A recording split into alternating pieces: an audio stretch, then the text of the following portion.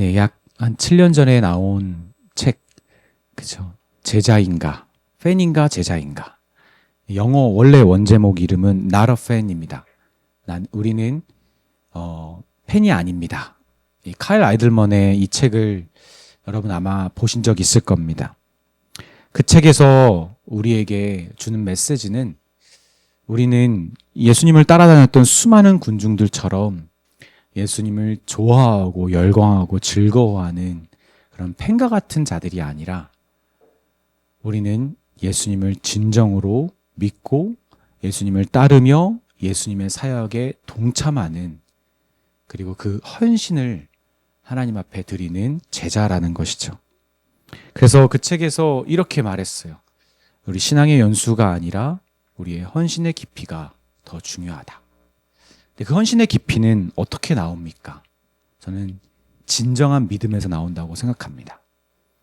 그냥 우리가 열심을 내어서 의지로 믿는 믿음과 하나님으로부터 난 믿음. 오늘 본문에 거의 며칠 동안 저를 휘어잡았던 이 본문의 말을 인용하자면 예수로 말미암아 난 믿음. 예수로 말미암아 난 믿음이 있어야 사실은 우리는 군중이 아닌 진정한 예수님의 제자로 살아갈 수 있는 것이죠. 누가가 기록한 이 사도행전 전반부, 즉 예루살렘 교회의 사역이고 유대인들을 향한 사도 베드로의 사역입니다. 이 전반부가 그렇게 베드로의 사역이고 후반부는 이방인을 향한 이 사도 바울의 사역이죠.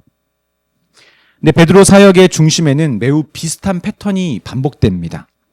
그것은 기적과 능력이 나타난 뒤에, 하나님의 놀라운 능력이 나타난 뒤에 그것에 대한 사람들의 반응을 가지고 베드로가 설교를 한다는 거예요. 그리고 복음을 그때 전한다는 거예요. 오순절 성령이 강림했을 때도 그랬습니다. 사람들의 입술을 주관하셔서 다른 나라의 말들을 하게 하시니까, 그 능력이 나타나니까 그것에 대한 사람들의 반응이 제각각이었죠. 그때 사도 베드로는 그것을 통해 하나님의 말씀을 전합니다. 너희들이 그 예수를 십자가에 못 박았다. 그 예수 회개하고 예수를 믿으라. 또한 오늘 본문처럼, 오늘 본문의 배경이 되는 날 때부터 안진뱅이였던 불구자를 사도 베드로가 성전 앞에서 고치고, 그 사건에 대해 사람들이 막 열광하거나 혹은 너무 놀라거나 믿지 못할 것처럼 반응을 하니까 사도 베드로가 그것에 대해서 설교를 합니다. 또한 뒤에 나오는 스데반이 이 기적과 능력을 막 사람들에게 펼치자 그 스데반을 핍박하기 시작했죠.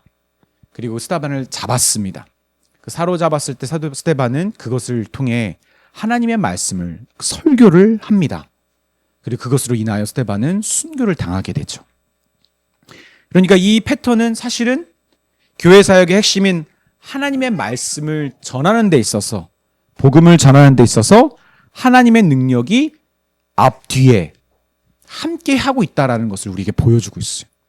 그것이 먼저 하나님의 능력이 먼저 일어나든 혹은 말씀을 전한 후에 일어나든 하나님의 기적과 능력이 하나님의 말씀에 힘을 더하기 위해 항상 함께 있다는 겁니다. 마치 누구처럼? 예수님의 사역처럼. 그중에 오늘 본문인 이 안진뱅이가 일어난 사건을 다루는 이 내용은 이것에 대한 또 사도 베드로의 설교를 통해 하나님의 능력이 어떻게 일어나는 것인지 그것에 대한 자세한 내용을 담고 있어요. 우리 모두 다 하나님의 능력이 우리 가운데 나타나기를 바라죠. 그러나 어떻게 구체적으로 그 일이 일어날 수 있는지를 사실은 우리는 성경적으로 잘 알지 못합니다. 저는 하나님의 능력이 어떻게 나타나는 것인가? 그것은 결론적으로 교회 사역의 중심인 예수님의 이름으로, 예수님으로 말미암아 난 믿음으로 하나님의 능력이 나타난다는 것을 우리 여러분에게 말하고 싶습니다. 베드로 사도는 이 이름으로 기적과 능력을 발휘한 거고, 그리고 그것을 통해 하나님의 복음을 전하는 담대함을 얻게 됩니다. 우리 주 안에 사랑하는 여러분, 우리는 베드로 사도와 같은 성령의 사람이고요. 그리고 같은 성령이 이끄시는 교회를 이루고 있는 우리들입니다. 그러니까 우리 역시 하나님의 말씀을 증거하려고 할 때, 교회 사역을 해야 할 때 우리에게 필요한 게 있어요. 그게 바로 능력입니다. 능력 없이는 하나님의 말씀을 힘있게 전할 수 없어요. 우리 스스로, 그렇죠? 능력 없이는 우리 스스로 담대하게 하나님의 말씀을 증거할 수 없어요. 그렇죠?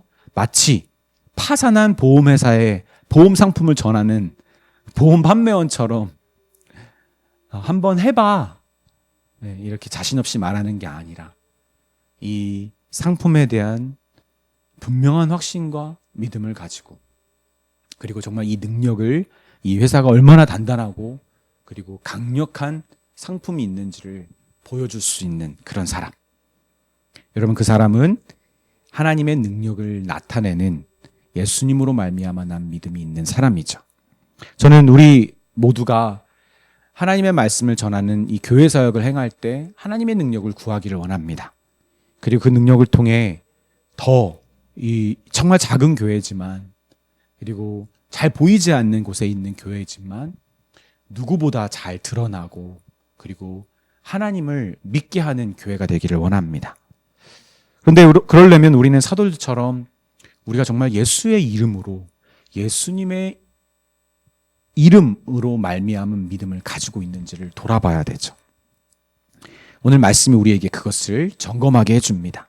그 이름을 믿는 자의 특징, 그 이름이 아닌 다른 것을 통해 믿는 사람들의 모습, 그걸 우리가 발견해야 되죠.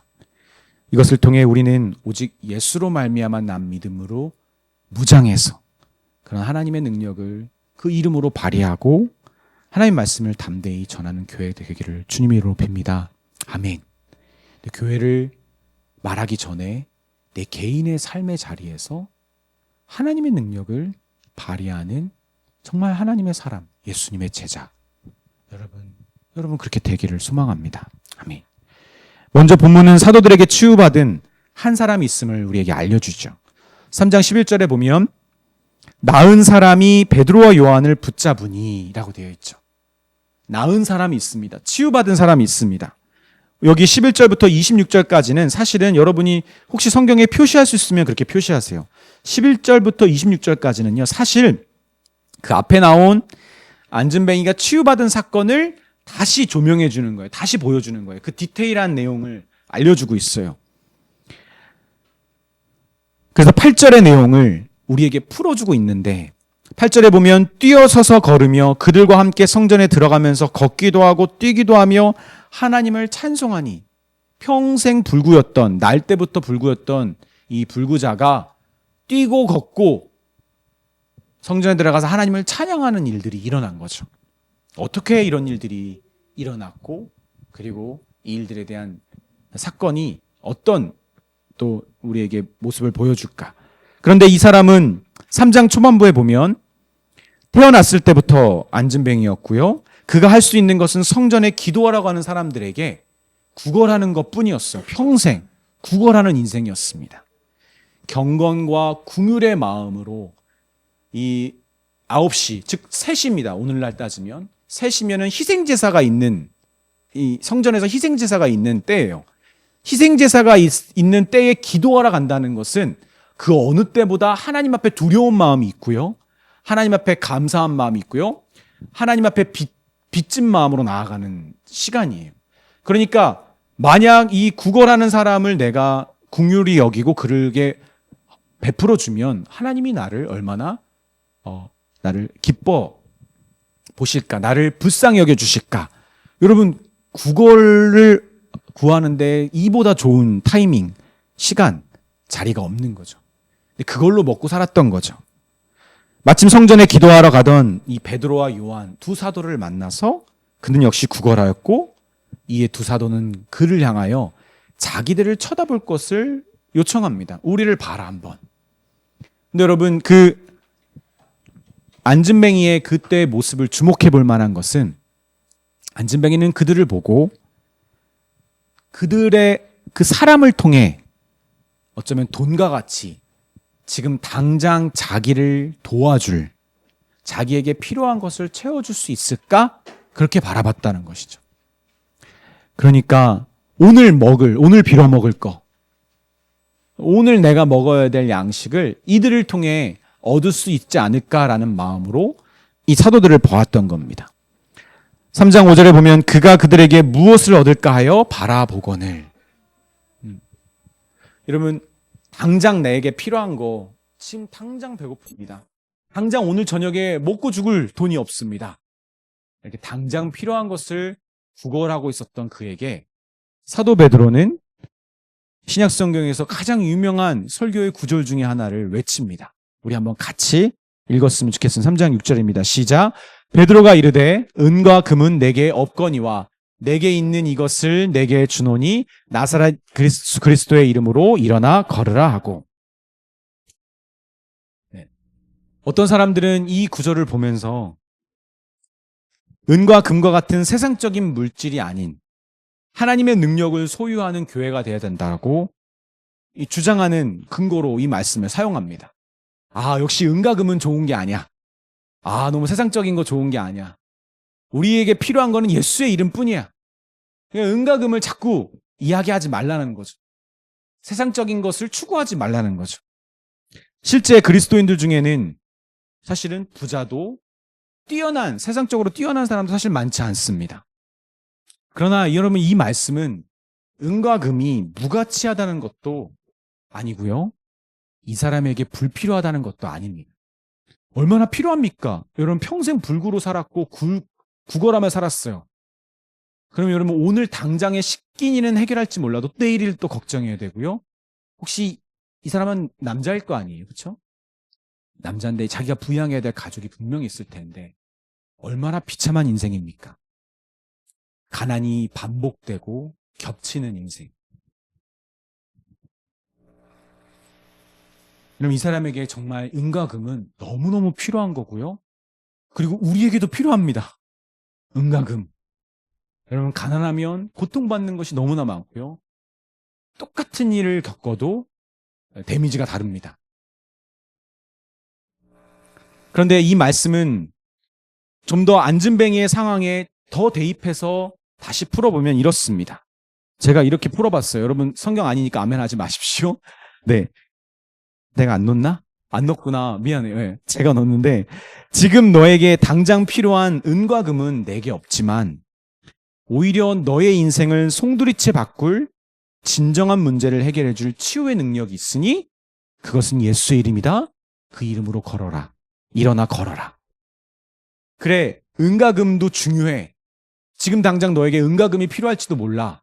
그러나 너에게 근본적인 문제를 해결할, 다리의 문제를 해결할 예수의 이름이 내게 있으니 그 이름으로 일어나 걸어라. 여러분, 일시적인 어려움을 해결해 줄 문제는 사람으로 가능합니다. 돈 많은 사람이 적선해 주면 끝이죠. 여러분, 뭐 몇 조 되는 사람에게 1억이야 뭐 그게 뭐 아무것도 아닌 거죠, 사실은.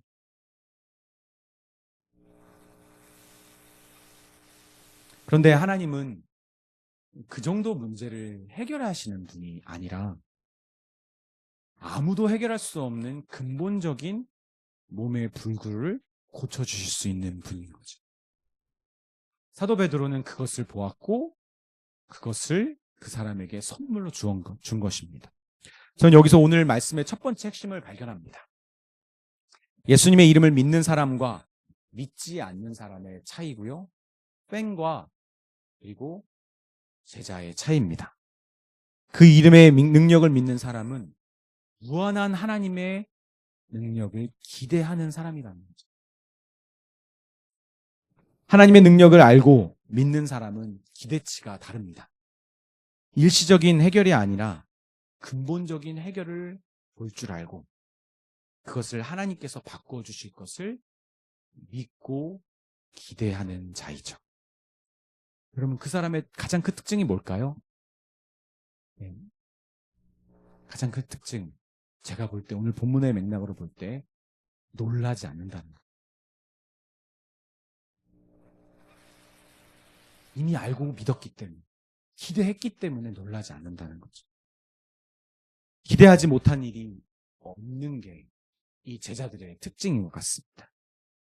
베드로 사도가 그의 오른손을 잡아 그를 일으키자 그는 발과 발목에 힘이 들어갔다라고 너무 정확하게 증언하고 있습니다. 여러분, 누가의 특징이죠. 의학에 관련 있는 전문가의 모습입니다. 그리고 뛰기도 하고 사도들과 함께 성전에 들어가 걸으며 뛰며 하나님을 찬양합니다.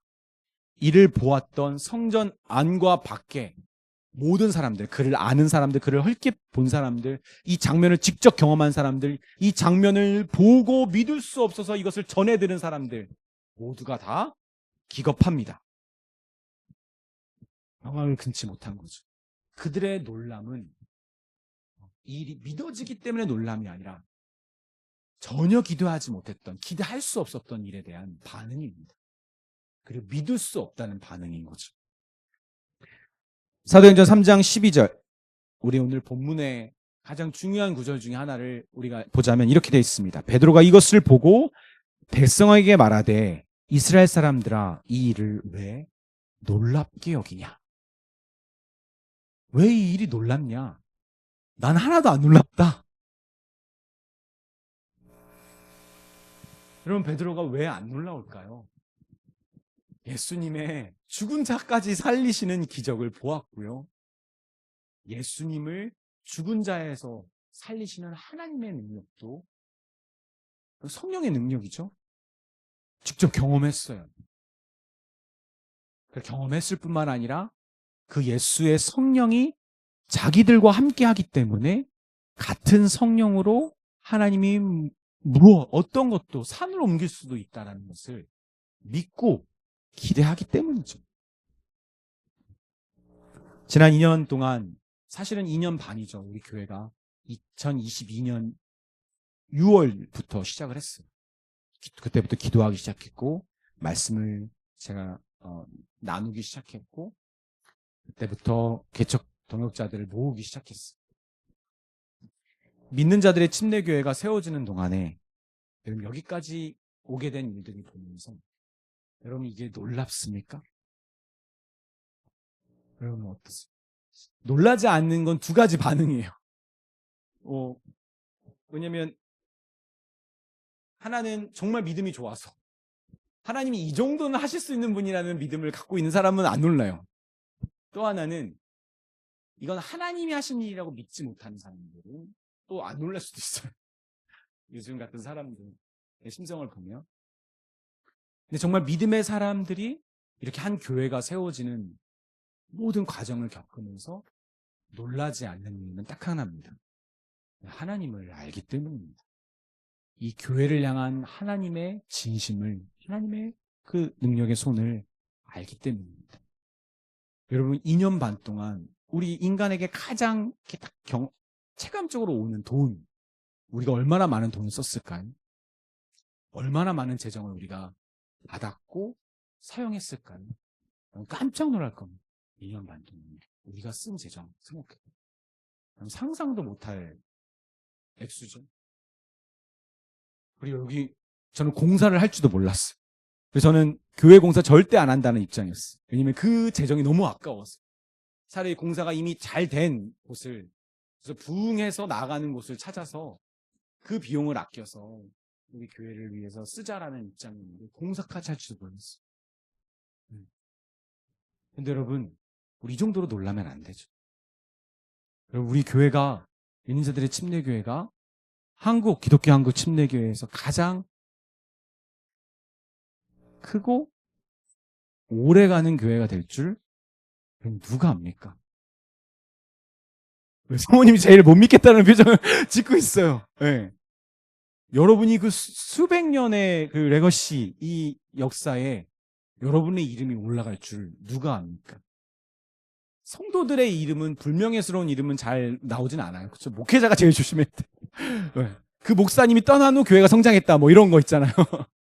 이런 거. 근데 여러분, 우리는 믿어야 되지 않아요? 정말 그런 일들이 일어났을 때 우리 주변 사람들은 놀랄지 몰라도 놀랄 필요가 없어야 합니다. 우리와 함께 하시는 성령 하나님이 다른 정말 오랜 전통으로서 건강하게 하나님의 나라를 확장하며 나아가고 있는 그런 큰 교회에 함께 하셨던 성령님과 같은 성령님입니다. 그리고 어떤 의미에서는 우리가 더 건강하게 시작한 걸 수도 있어요. 하나님이 기뻐하시는 모양을 나는 알겠지만 잘 지키면서. 그런데 우리 교회에게 불가능한 일이 있을까요?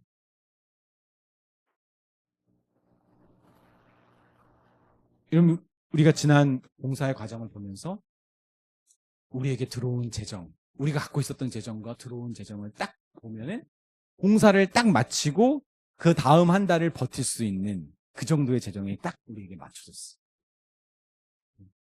여러분, 이것도 너무 신기하지 않아요? 여러분, 놀랄 필요가 없는 게 앞으로도 하나님이 이렇게 채워가실 것이고, 그리고 우리가 생각하지 못했던, 우리가 감히 측량할 수 없었던 일들을 하나님이 하실 것입니다. 저는 교회뿐만 아니라 여러분의 삶에서 놀랍게 일하시는 하나님을 여러분 돌아봤으면 좋겠어요.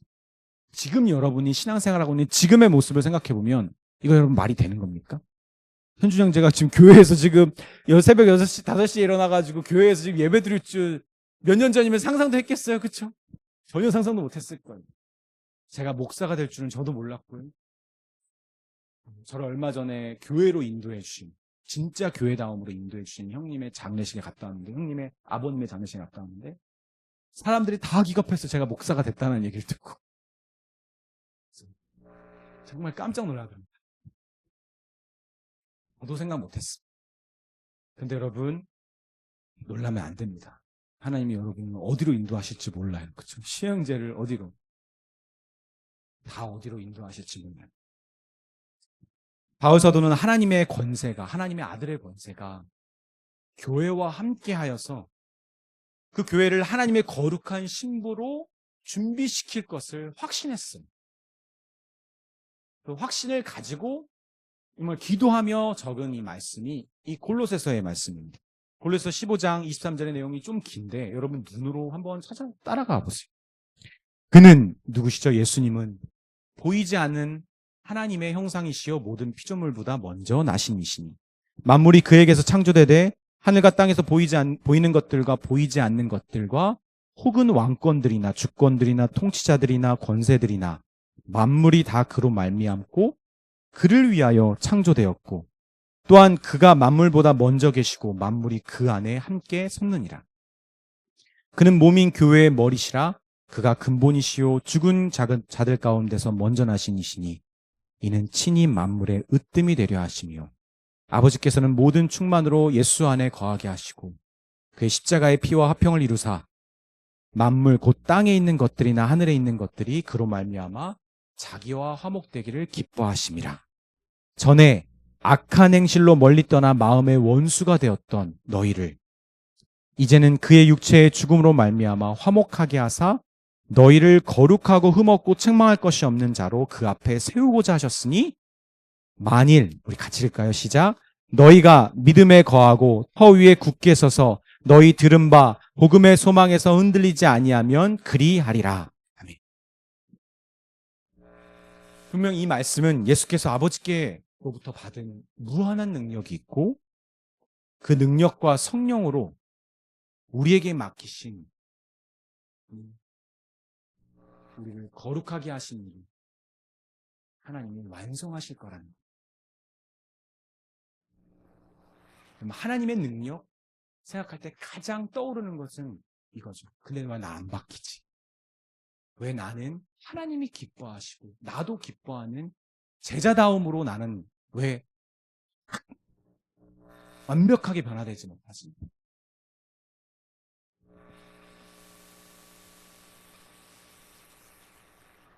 우리를 거룩하고 흠없고 책망할 것이 없는 자로 하나님 앞에 세우시는 예수님과 그분의 영, 성령의 능력을 여러분 기대해야 합니다. 나 같은 사람도 하나님이 깨끗이 하실 수 있습니다. 구제불능인 나도 이제는 좀 나라는 사람의 한계가 이 정도구나. 여기까지구나. 여러분, 그 한계에 무너질 때마다 그런 나를 흠없고 책망할 것이 없는 예수님의 참 제자로 만드신 성령이 나와 함께 하신다는 것을 기대해야 합니다. 어제도 그렇지만 저는 찬양을 부를 때마다 저의 꾀꼬리 같은 목소리 때문에 감격합니다. 목소리 좋다는 얘기도 몇 번입니다. 많이는 아니에요. 몇 번 들어봤고, 전 제 목소리가 녹음한 건 별로 안 좋지만 그냥 부를 때는 괜찮아요. 좋아요. 문제는 노래 실력이, 성량, 노래 음정 이런 거 항상 불안해하죠. 여러분, 찬양 인도를 제가 꽤 많이 했었고 가끔씩 저도 하잖아요. 그때마다 괴로운 마음이 넘쳐납니다. 내 흔들리는 음정과 노래 실력 때문에. 그런데 여러분, 찬양은 실력으로 하는 거 아니잖아요. 찬양은 하나님께 고백하는 거고 감사하는 거고 하나님을 높이는 그 마음으로 하는 거잖아요. 그래서 저는 저의 찬양이 누구보다 하나님의 성령 안에서 아름다운 찬양이 되게 하실 것을 항상 믿으려 애쓰고 있습니다. 노력하고 있습니다. 믿음을 잃지 않으려고 발버둥 치고 있습니다. 여러분의 삶에서 하나님 앞에 애쓰고 있고 진심인 것을 다 압니다. 여러분 한계에 부딪힐 때마다 여러분 조심하십시오.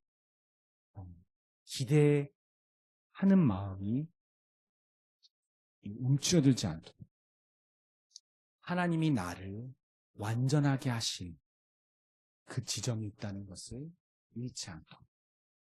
우리는 지금의 찬우를 보지만, 저는 지금의 시연 형제를 만나고 있지만 우리와 함께 하시고 우리를 아시는 하나님은 완성된 김시연을 알고 계십니다. 그 아름다운 김시연을, 아름다운 신정민을 하나님을 알고 계시고 그거를 보시며 기다리고 계시고 인내하시고 여러분 안에서 역사하고 계신 거죠. 우리 안에 무한한 하나님의 능력을 꿈꾸며 기대하는 소망을 품었으면 좋겠습니다. 우리 주변에 군중과 같은 사람들이 놀랄 때마다 그렇게 놀랄 일인가? 제자인데도 군중처럼 살고 있는 믿음의 사람들도 그 개척교회가 어떻게 그런 사역들을 해? 요즘에 자라나기 힘든데? 무슨 8명 갖고 시작해가지고 2년 동안 아직도 8명인데 이거 괜찮겠어? 생존하겠어? 근데 왜 생존을 위해 애쓰지 않고 왜 생명을 향해 나아가고 있어? 그들은 놀랄지 몰라도 그게 성령이 이끄시는 교회의 능력이야. 우리 여기에 만족하지 않아. 당당하게 외칠 수 있는 저 여러분이 되었으면 좋겠습니다. 아멘. 여러분 놀라지 않을 정도로 하나님을 향한 기대와 꿈을 꾸십시오. 그리고 여러분을 이끄실 하나님을 기대하며 여러분 자신에 대한 꿈과 기대를 품으십시오. 하나님은 하십니다. 주님은 하십니다. 여러분이 정말 힘들 때마다 지칠 때마다 딱 한 가지를 떠올렸으면 좋겠어요. 김현호도 하나님의 목사 만드셨고 목회자 되게 하셨는데 나를 향한 하나님의 그 놀라운 계획은 너무 기대가 된다. 그렇게 소망하셨으면 좋겠습니다. 아멘. 베드로는 놀라고 당황하며 믿음 없는 자들에게 또 이렇게 말했어요. 3장 12절의 후반부에 보면 베드로가 이것을 보고 백성에게 말하되 우리 개인의 권능과 경건으로 이 사람을 걷게 한 것처럼 왜 우리를 주목하느냐. 여러분 여기서 저는 두 번째 오늘 말씀의 핵심을 발견합니다. 예수님의 이름으로 생긴 믿음을 지닌 자들은 사람에게 주목하지 않는다는 거예요. 어떤 사람이요? 그 능력을 나타낸 사람, 나타낼 것처럼 기대되는 사람에게 주목하지 않는다는 거죠. 그 어떤 사람에게도 기적과 능력을 발휘한 예수님의 부활을 직접 경험했던 사도들이라고 할지라도 심지어 자기 자신이 그런 능력을 계속 발휘하게 되더라도 동일해요. 예수로 말미암아 난 믿음을 갖고 있는 사람들은 사람이 아니라 예수님을 주목하게 됩니다. 여러분, 어떠한 능력도 어떠한 기적도 하나님의 허락하심과 하나님이 주관하심 없이 된 건 없죠. 모두 하나님이 때에 따라 필요에 맞게 쓰시기 위해 믿음의 사람들에게 주시는 거고요.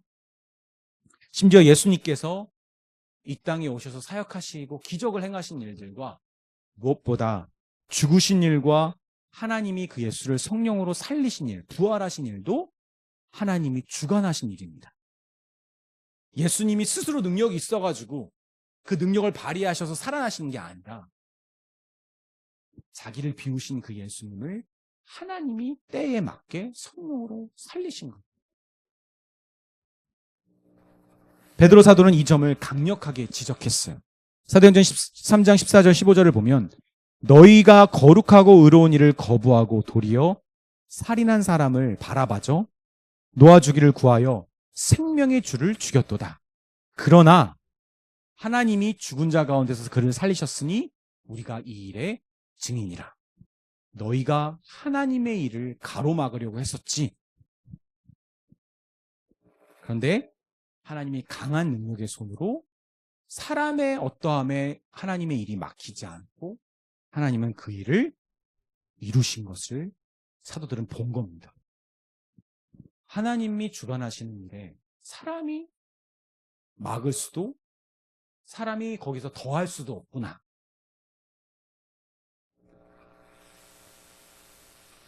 그 사도들이 베드로가 그리고 요한이 그리고 스데반이 그 하나님이 주관하시는 능력이 자기를 통해 나타난다 할지라도 그것을 자기의 것으로 여길 수 있을까요? 그럼 그럴 수 없습니다.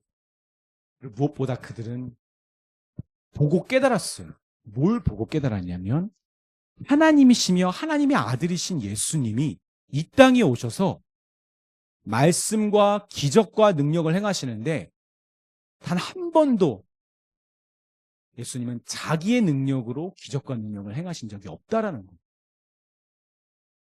당시 예수님과 함께 했을 때는 제자들이 못 깨달았는데 성령을 받고 나니까 이제 이 성령의 능력으로 예수님이 이 땅에서 기적과 능력을 행하셨다는 것을 그것에 대한 예수님의 말씀을 그들이 이제 깨닫기 시작한 거죠. 사도행전 2장 22절에 보면 이렇게 말했습니다. 이스라엘 사람들아 이 말을 들으라. 너희도 아는 바와 같이 하나님께서 나사렛 예수로 큰 권능과 기사와 표적을 너희 가운데에서 베푸사 너희 앞에서 그를 증언하셨느니라. 누가 권능과 기사와 표적을 행하게 하셨죠? 하나님이. 예수님이 행하신 게 아니에요. 예수님이 직접 아픈 자를 고치시고 죽은 자를 살리신 게 아니라 하나님이 주신 성령으로 예수님이 이 기적을 행하신 거예요. 예수님께서 안식일에 38년이나 누워 있었던 병자를 이 베데스다 연못에서 고치신 일이 있죠. 그 사건 때문에 우리가 작년에 요한복음을 공부했던 것처럼 유대인들에게 핍박과 비난을 받으십니다. 예수님의 정통성, 권위를 그들이 도전합니다. 너가 도대체 무슨 권한으로 이런 일을 안식일에 그것도 감히 행하느냐?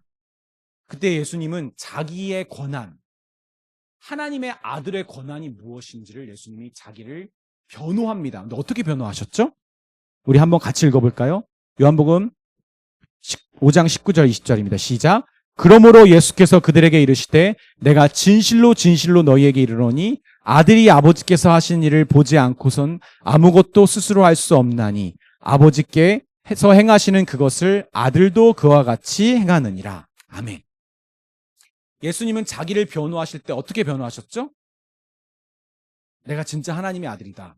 봐봐, 내가 이렇게 힘이 있어. 내가 이렇게 능력이 있어. 예수님이 이렇게 자기를 변호하셨나요? 아니요. 나는 오직 아버지께서 행하시게 하는 것만 행한다. 아버지께서 능력을 주셔야만 행한다. 심지어 아버지께서 주시는 말씀만 나는 말한다. 예수님은 철저하게 그렇게 자기를 그렇게 변호하셨어요. 제자들은 이게 뭔지 몰랐을 거예요. 왜냐하면 제자들 눈에는 능력의 예수님, 스승님이 여기 바로 앞에 있으니까. 그분이 말하면 사람들 막 쓰러지고, 예수님을 거부했던 사람들도 막 감동을 받고 눈물 흘리고, 그 아픈 사람들이 막 일어나고, 이거를 예수님이 직접 행하시니까 제자들 눈에는 예수밖에 안 보였겠죠. 근데 예수님이 자꾸 이상한 소리를 하는 거예요. 내 힘으로 하는 거 아니야. 하나님이 시키는 것만 말하고 나는 하나님이 주시는 것만 행할 수 있어. 그게 뭐지? 그게 뭐지? 예수님이 죽으셨을 때 예수님이 부활하시고, 그 부활하신 예수님이 성령으로 부활하신 것을 알게 되고, 그 성령을 직접 받은 제자들이 이제 알게 된 거죠. 아, 이게 성령의 능력으로 하신 거예요.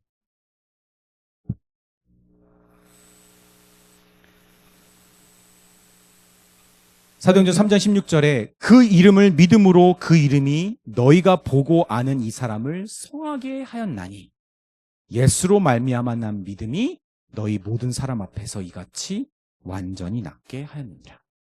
아, 그러면 내가 예수의 이름으로 기적을, 치유를, 능력을 행할 수 있다면 그건 다 성령이 나에게 주시는 이름의 능력이구나. 내 권한과 내 자격으로 오는 게 아닙니다. 사도들의 생각입니다. 여러분, 이게 진짜 중요해요. 근데 여러분, 우리는 신앙생활 하면서 자꾸 사람이 보는 능력 있는 설교자, 은혜로운 찬양의 인도자, 성경 구절을 기가 막히게 외우면서 암송해서 딱딱딱 가슴에 꽂히는 기도를 하는 기도자. 세상 사람들에게도 인정받고 교회에서도 인정받는 정말 훌륭한 성품과 능력의 사람. 자꾸 사람에게 주목하게 되죠. 그 사람을 사람으로서 자격을 입히실 뿐만 아니라 하나님을 찬양할 수밖에 없는 능력을 주시는 성령님을 보지 못하고 자꾸 사람에게 주목하는 게 우리입니다. 또 사람에게 우린 주목하죠. 누구? 나 자신. 내가 안 되는 것 같으면. 내가 하나님 앞에 내 감정이 동하지 않는. 하나님이 나와 함께 해주지 못할 것 같고. 내가 하나님께 버림받을 것 같고. 안 될 때마다 나라는 사람을 주목합니다. 내가 뭔가 될 것 같으면 또 나를 주목하면서 이제 기세등등하는 거죠.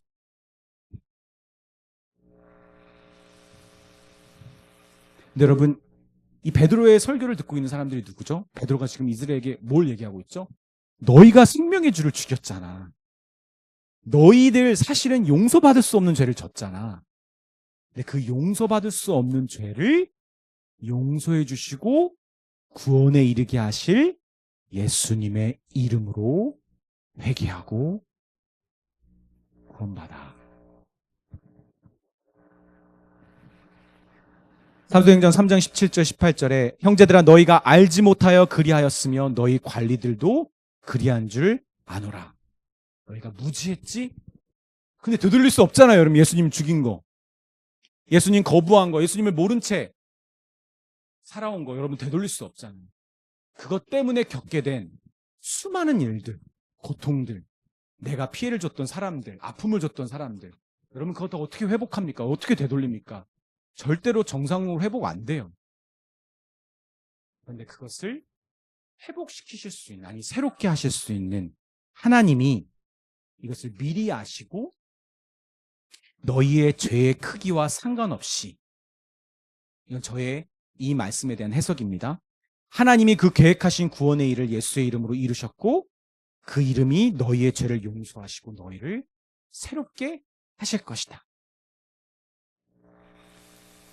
그러니까 그 이름을 주목하고 그 이름을 주신 예수를 주목하고 사람이 아닌 예수의 능력으로 살라.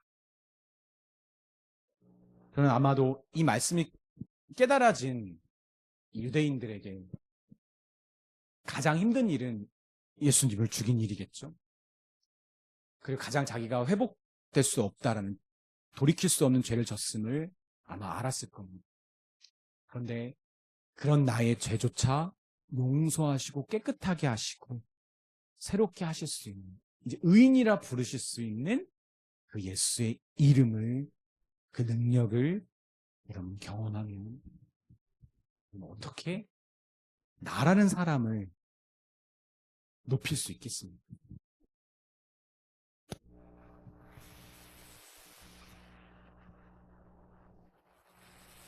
여러분, 우리가 왜 자꾸 예수님을 쫓아다니는 군중이 될까요?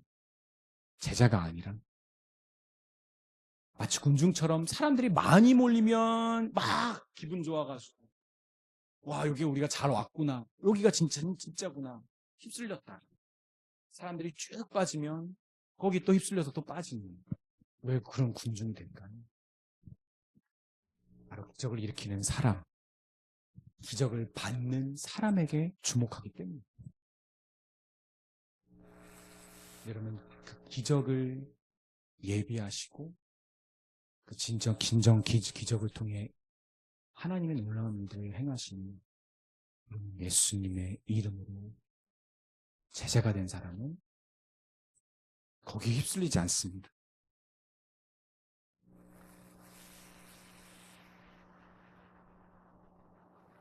사도행전 3장 19절 21절에 보면, 너희가 회개하고 돌이켜 너희 죄 없이 함을 받으라. 이같이 하면 새롭게 되는 날이 주 앞으로부터 이를 것이요, 또 주께서 너희를 위하여 예정하신 그리스도 곧 예수를 보내시리니. 그 예수를 믿고 주목하여 너희를 새롭게 하는 그 능력을 받고, 그리고 이 땅에 새롭게 되어야 하는 죄인들을 구원하는 그 사역을 예수의 능력으로 행하라, 우리에게 말하는 것입니다. 아마 여러분 중에는 진짜 예수님의 이름에 능력이 있는가? 예수님을 믿는 믿음으로 그런 기적을 행할 수 있는가 의심하는 사람도 있을 거예요. 여러분, 사용해 보셨습니까? 여러분, 사용해 보셨습니까? 제가 이번 주에 이사하면서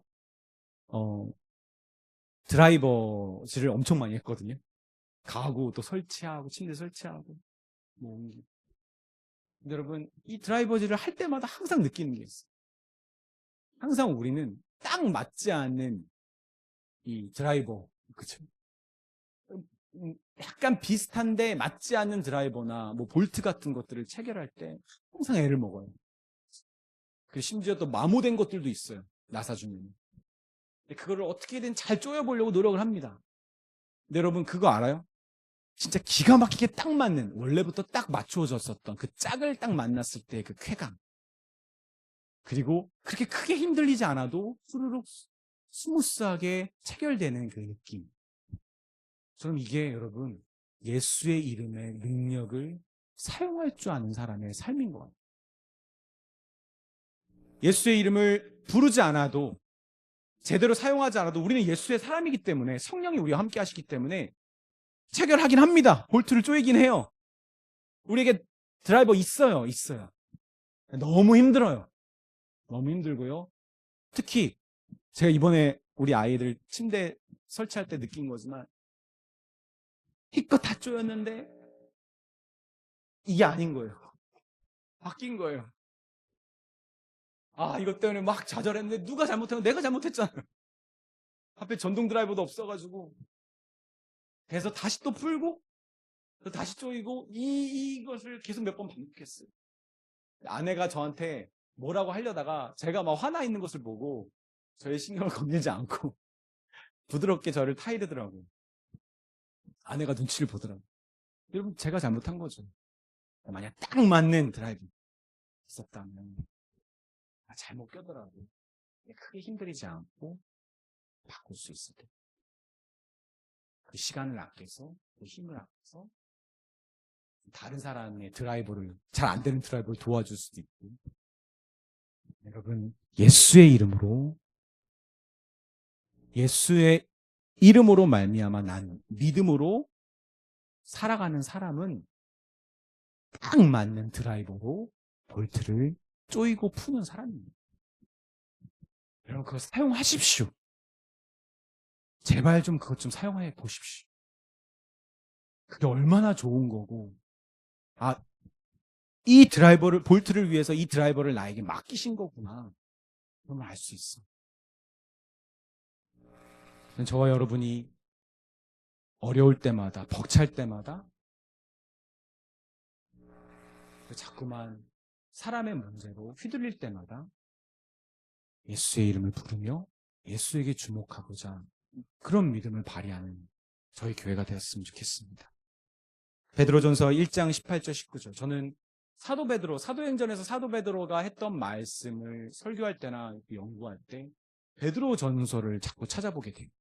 그 베드로가, 혹은 복음서에서 베드로의 일들을 보고 예수님과의 대화와 행동을 볼 때 베드로 전서를 봐요. 왜냐면 그 베드로가 어떻게 바뀌어서 뭐라고 말하는가를 관심을 갖지.